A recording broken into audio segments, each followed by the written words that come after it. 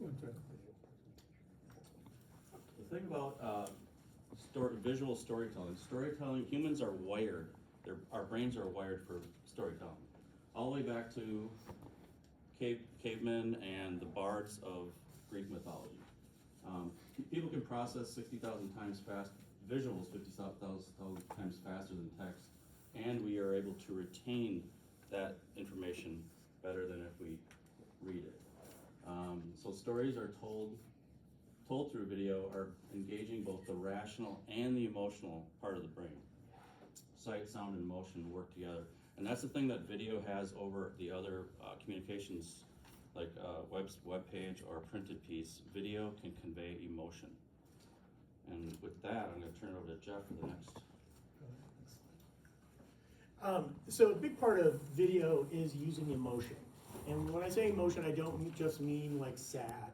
I mean happy, sad, make me laugh. You know, I used to say, make me laugh, make me cry, it's better than cats. So it really needs to make you feel something. And I think a lot of people forget that. They're kind of like, they're so focused on making their video for their customer, getting all their copy points in. I gotta make sure I let everybody know that I do this and I do this and I work 24/7 and I'm meticulous and I'm da da da da da. And then they forget that there's an audience that actually has to watch the damn thing, right? So it's really important. And I'm talking small businesses, I'm talking massive global companies. They completely forget that there's somebody actually watching or wanting to watch. I mean, how many times have you seen the TV commercial and you're like, literally like click off, right? Or you're streaming and you're like, you can't wait to skip it, right? Because they forget that there needs to be emotion. There needs to be a reason that you're gonna watch this, right? So it drives action. Emotion drives action, and that's really, really, really important to realize.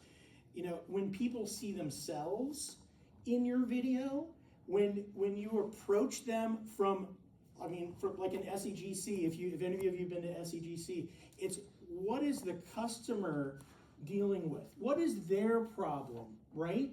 That's where you should start. Not with, I gotta get all my copy points in, I gotta make sure I let everybody know who I am, I gotta show my logo big, gotta make sure I have to have the URL. Yes, what about the emotion, right? So think about them, think about the customer. Can I interject one thing here? Yeah. What you'll notice with the really big brands is they make people feel something before they tell them anything. Like Nike or these really big brands, they create an emotion. Or like Progressive, I mean, they make you laugh.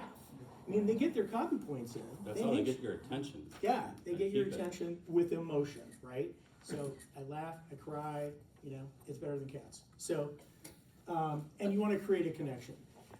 And next we're going to show, some of you have seen some of this. This is the video I created for the Congressional Medal of Honor Society. And we're just showing a snippet of it. But very quickly, we created emotion. So you are instantly sucked in. You are instantly paying attention.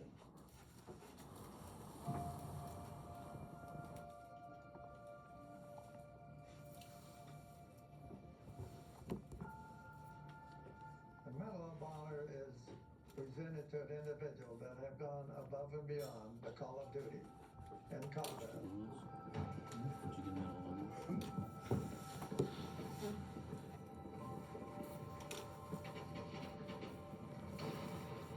The Medal of Honor to me means that I fought with a group of men in an unbelievably outnumbered situation.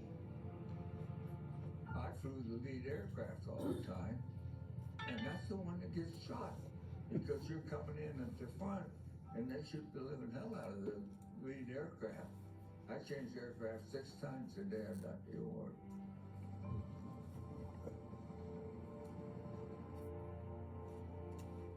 And again, these are just samples. You can go to Jeff's website and watch they'll have that whole video and a bunch more videos. And one thing I just wanted to add to that is, you know, some people will say, well, like, I don't have that budget. Well, you know what? The Medal of Honor Society has been doing videos for decades. And this was the first video where we said, let's get that emotion across. These guys have stories to tell. You have stories to tell, right? But you've got to suck people in. You've got to tell that story. Make it interesting, right? And so that's what's really important. The emotion is huge. So that's our bit about emotion. Next, we're going to talk about authenticity. How many of you have seen something on LinkedIn or a video, and it's clearly AI, and it immediately turns you off? You know, it's just the way it is now, and more that's going to happen. There's going to be more and more AI generated content constantly. So that's one thing we're going to encourage you is to use authenticity in your videos. You know, AI is going to get better too. It's going to get better at being authentic, but for now it's not. And so that's what we as video producers, that's how we have an advantage over AI, and as humans we have an advantage. Because customers, they see right through it. They see right through the phoniness of AI, and they don't want polished. They don't want polished. So what I'm saying is that you can take your phone. Sean Hurl here does a lot of video with his phone, and he creates great little videos to convey stuff, and that anyone can do that. Everyone has a phone. Everyone has a smartphone. They don't. Your clients don't necessarily need something polished like what Jeff and I do. They might sometimes when they have budget, but if they don't, they can use their phone. And the video will let them see your voice and feel your culture and what you do. Yeah, I mean, if you've ever seen Instagram, I mean, how many people get sucked into like dog videos or cat videos or you know, baby videos, or I mean, it's amazing. Like it turns into a black hole. You just like keep watching these videos, but they suck you in, and then eventually you start following the same people, right? And you follow them. You want to see their videos about their baby. You want to see their videos about lawn care. You want to see their videos about, you know, taking care of their car or restoring cars. It's about being authentic. Don't be a polished version. And it works to convince people to buy your product or service. 88% of consumers say they've been convinced to buy by watching a brand's video. Now, the other thing I'll say is that with regard to small business, only 9% of small business are on YouTube. YouTube is the second biggest search engine, and it's owned by Google. So Google ranks YouTube videos higher than other videos. So there's a huge missed opportunity for small business by just publishing videos on YouTube. It's going to set them apart. So this next video we're going to watch is a bigger company. It's not a small business, but what I wanted to show you is a company that's conveying its culture. So it's just a little snippet like the other one. No, it's called Matrix. I'm trying to find my house here. That's it. So this is a technology company, kind of like Troy, but not really. I think they do the physical stuff, like the actual wire. Huge. But anyway, it's kind of a culture video that they want to do. The mute thing is on the bottom right. Stop this first. So they want to do kind of this fun video that kind of shows the culture of their company.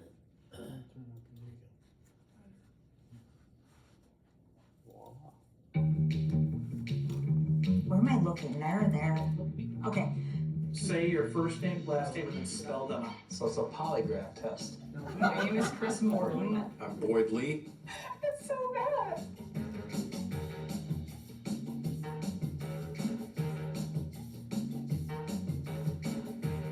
Everybody's fun. It's got a young group, fun atmosphere. I would say professional. I'm a problem solver. So if the customer has a problem, they call me. What's the I don't kiss up to the bosses. I kiss up to my customers. Bunch of nerds in this company. To come into the IT industry, you're probably somewhat of a geek, which is a good thing. Well, I have Nerf guns set up behind my desk. This is definitely a place that I want to finish my career at. With that, we're going to turn it over to Jeff to talk a little bit about how video can be used to educate your audience. So obviously you can see the bullet point. People love to learn, and I think that's a big part of creating a video is teaching and educating. and showing them something that maybe they didn't know. Or maybe it's something really simple but hasn't been explained by you, right? So it could be a topic that a lot of other people talk about, but it's your perspective, right? It's your viewpoint. And when I worked at Men's Health magazine in New York, we did a lot of videos that you could find elsewhere, but it was our perspective. It was how we approach the education. And what we found was people love lists. Every single cover of Men's Health magazine had a list. Top 10 ways to get bigger biceps. Top 10 ways to meet a woman. Top 10 da da da da. Top 5 restaurants to go to. And so really think about that, because even though it may sound cheesy and it may sound like you're doing it over and over and over and over again, that's a grabber. It is proven that if you provide a list that people want to know, the top 5 restaurants in Eden Prairie, what are they? Well, now you want to know. The top 3 best movies of all time. I want to know. Tell me what they are, right? So that is a huge thing. Another thing we did was little instructions, instructional videos, or just fun things like fun facts that we would create in our videos. So let's show the next one. Turn Men's Health. Volume.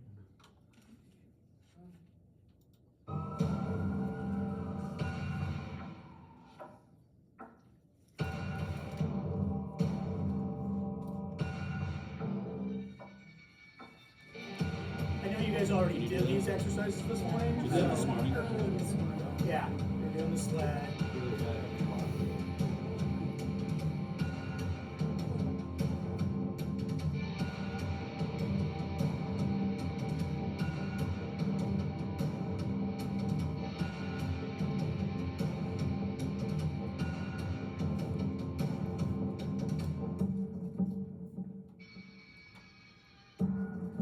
By the way, this guy is a fireman in Lexington, Kentucky, and he won the Men's Health Man of the Year award.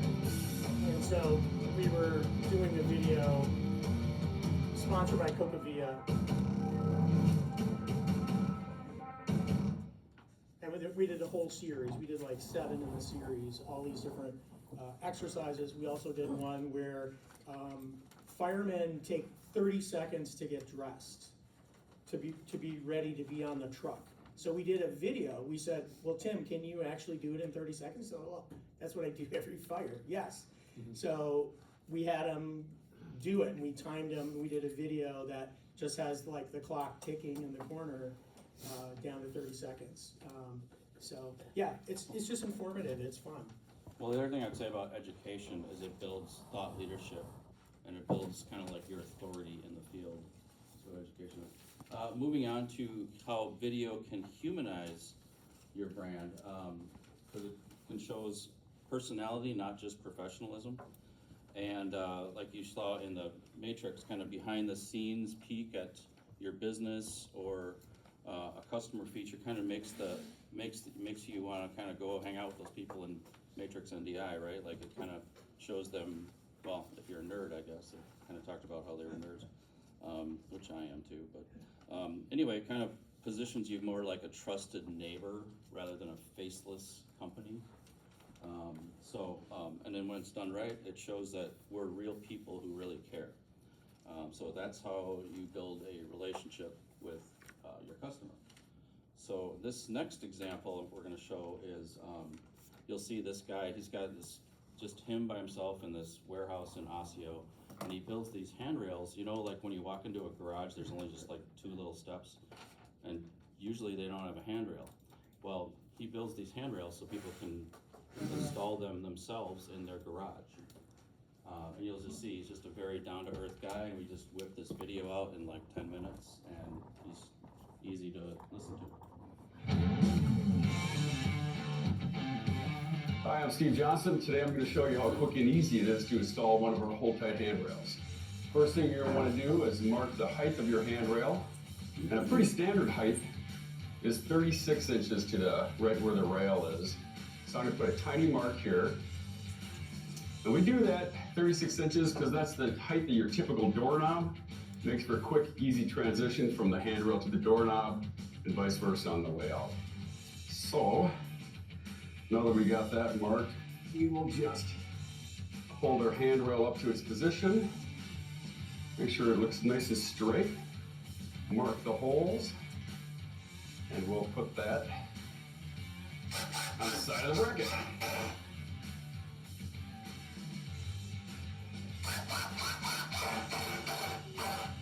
It's as easy as that. I think you'll be surprised once you have it in how strong and sturdy it is. There you go, as simple as that. So yeah, so it kind of positions him, it kind of gives a little personality. He's got a ton of videos like that, and that's really all he makes is those handrails. And he makes them himself, he bends the metal and everything right in his shop. And wouldn't you rather buy from him than Amazon or Walmart? Like, totally. So next, we're gonna talk about how video fits the way people consume content. So these statistics are pretty impressive. Over 80% of all online traffic is video, right? So are you doing video? If you're not, you should be. The average person watches 17 hours of online video per week. Per week. I mean, that used to be television viewership. YouTube. Yeah. You know? Mobile first viewing means short, authentic videos perform best. I mean, as Tim just showed you, short, simple, instructional, there's authenticity. You trust him, right? You immediately trust this guy. Now you're like, oh, I want to watch more videos. I have a RAV4, and I have a guy that I have on YouTube that I have him bookmarked because whenever I need help with my RAV4, I go to his videos, and he, instructs me how to change my light bulbs and change my filters and, change the oil and fix the wiper. And so, but they're really short. They're really short videos. Your audience expects videos in their feeds, in their inboxes, and on your site. And if you're not there, you are invisible, and that is true. So I'm not gonna read this list to you, but these are some ideas on the type of content that people can produce. Obviously, you wouldn't want to do all of them, but some are going to be a better fit for certain types of companies. If you have a demonstrative product like the handrails guy, he's going to do how-to videos. Whereas the Matrix people aren't going to show you how to do what they do, but they're going to show you their culture, so you'll hire them. So there's different, just a lot of different. By the way, if anyone wants this PowerPoint, I'm happy to send it to them. If you just send me an email or message on LinkedIn or something, I would be happy to. And I also have a list that's not in this PowerPoint of all the different ways you can publish your video, different places you can use your video once you make it, which is also kind of helpful. So anyway, that's just some ways you can use it. I am going to go through this list. How to make video effective. We're going to start with a story, not a script, okay? Like we talked about, authenticity, people, purpose, place. Choose the right format and the length, okay? Really think about that in advance. Does this need to be a 7-minute video, or could this be a 30-second video? Match the platform. Is it on social? Is it mobile? Are you sending an e-blast? Is it going to be on your website? Using the best practices. Captions are huge. It's an excellent way to reach your audience. Strong first seconds. Think about music, think about that. That is often nice. Music definitely helps with the emotion, 100%. Yeah. Product quality versus authenticity, find a balance, but don't be so freaked out that it's not a professional video. It's quite honestly, I say this all the time. I have a client down in San Antonio who started a couple years ago just doing these financial moments, and they're like 30 seconds to 2 minutes, little instructional videos about investment practices. And the first videos that he started doing were just really bad, and now he's got a whole video set up in his office, and he and his business partner do these videos, and they're there. And at some point in time, his customers will find it, and then they'll go, oh my God, I didn't realize these even existed. And you'll go back and look at all the other videos. Repurpose smartly. I do this all the time with clients, I'm sure Tim does, where you do one shoot and you do multiple videos from that shoot.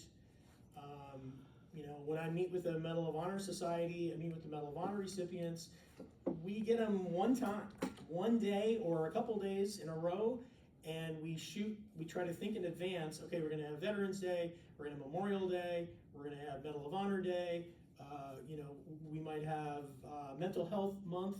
You know, think of all the different things in advance so you can do one shoot and then cut it up. Measure what matters: engagement, dwell time, conversion, not just views. And maybe you can talk about that a little bit more too, Tim, about measuring the... Right, yeah, so if it's on YouTube, it's totally 100% measurable, and your Google Analytics and everything like that, you can see exactly where people stop watching your video, and you can say, well, that's where I started selling to them, that's probably why they stopped watching. The other thing that's not really mentioned here is how to promote your video, and I see that people fail there a lot. Okay, great, we made a video, it's on our website. That's not enough. You have to promote it on LinkedIn. And not just once, like you don't just send a flare one time. Like only so many people were on LinkedIn when that post launched. I don't know how LinkedIn works anymore, but somebody else can talk about that. But you got to publish it every month or so to keep it fresh. And this is production tips. Okay. Do you want the iteration and consistency? Yeah. Oh, yeah. Yeah, the iteration and inconsistency. I mean, it's not one and done. Like I said before, you know, build your library, you know, post it, and then have it there so that people can find you at some point in time. They're not going to find you the day you post, right? It may be 2 weeks from now, maybe 3 years from now, right? So just keep it in a place, maybe YouTube, or keep it on LinkedIn, but you know, you don't necessarily have to delete the videos after you've posted them. They stay up there forever.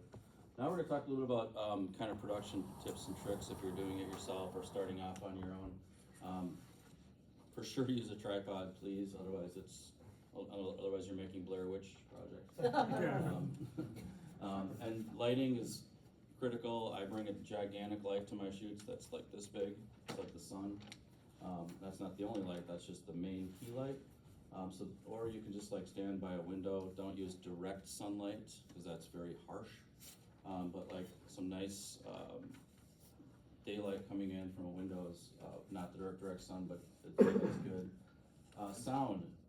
Sound is the one thing that people will click off immediately if your sound isn't good. If you're talking in your video and it's just the camera mic and it's 10 feet away, it's not good enough. You have to, there's little inexpensive wireless setups you can get that will make your sound a ton better. Sound is critical. Go ahead and use AI to generate outlines and scripts and ideas and all that for sure. Just don't have AI do your video unless it's something kind of fun and promotional, then it's probably okay.